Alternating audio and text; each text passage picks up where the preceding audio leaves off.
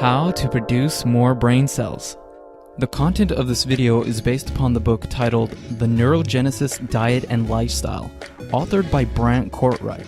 The book summarizes our current knowledge about how we can influence our brain's neurogenesis, which is the production of new neurons. It was previously believed that we stopped creating new brain cells once we became adults. Science has proven this to be false and coined the term brain plasticity. The brain is flexible. Everything we experience is constantly changing and shaping our brains to some degree. The hippocampus might sound like it's part of a college for hippos, but it's actually an important part of the brain, responsible for learning and retaining new knowledge. Certain factors that you will learn about in this video can have a big impact on the activity and brain mass of your hippocampus, and the size of it is directly related to the level of neurogenesis. You can increase your rate of neurogenesis at any age, and in the reference studies, it was possible to increase it by up to 500%. So, how can we increase our production of new brain cells? The book categorizes these things in 5 areas: diet, body, heart, mind, and spirit. Let's take a closer look at each of these, starting with the diet.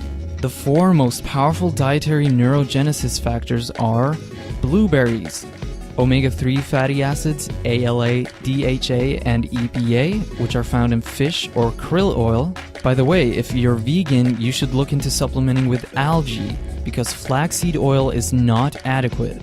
Next up is epigallocatechin gallate, or EGCG for short, which is a powerful polyphenol found in green tea. However, chronic caffeine intake is detrimental to neurogenesis, so the author recommends taking decaffeinated extract supplements.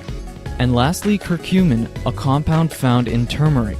Other food compounds and supplements that stimulate neurogenesis include quercetin, vitamin E, grapeseed extract, ginseng root, ginkgo biloba, goji berries, rhodiola rosea root, and lotus root.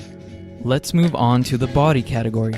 Exercise can massively increase your neurogenesis. Specifically, exercise that increases your heart rate, for example, high-intensity interval training. Other things include sex, proper sleep, music, silence, sounds of nature, and simply being in nature, and lastly, novelty and new sensory experiences. The heart category is about emotions, feeling good, experiencing joy, love, interest, excitement, essentially positive emotions. Of course, nobody feels these things all the time, but optimally, you should be experiencing these things often. Relationships are huge influencers. Positive relationships breed neurogenesis, while negative ones that cause stress, anger, or anxiety decrease neurogenesis. Feeling love increases neurogenesis by the means of oxytocin, the hormone associated with love and physical contact.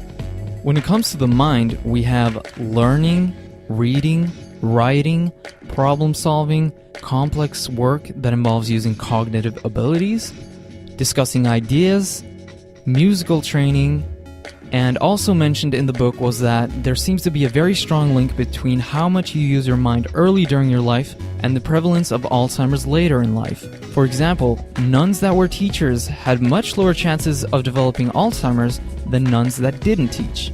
This is called cognitive reserve. In the spirit category, we find mindfulness meditation, where you pay attention to your breathing, and compassion meditation, which involves wishing wellness to others. Prayer can also have a similar effect to compassion meditation.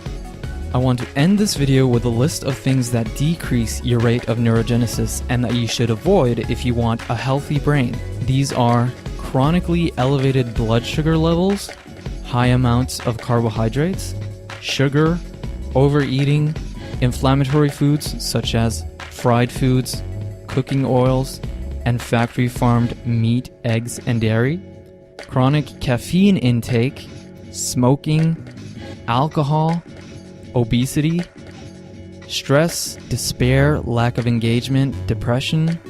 Blows to the head can be devastating to the brain. In fact, a single concussion doubles a person's chances of getting Alzheimer's later in life. Chemical and environmental pollution also play a role. For example, mercury, which is found in many fish, is the second most neurotoxic substance in the world. And lastly, deprivation of sensory stimulation or emotional nourishment. Basically living a boring life, not experiencing interesting things, never doing anything new, and living every day exactly the same. And by the way, excessive TV is also linked to increased risk of Alzheimer's. I put countless hours into creating this video, so I truly hope you enjoyed it. Links to the book and some of the mentioned supplements can be found in the video description below. If you enjoy this type of video and would like to see more, subscribe to this channel. I'll see you in the next one.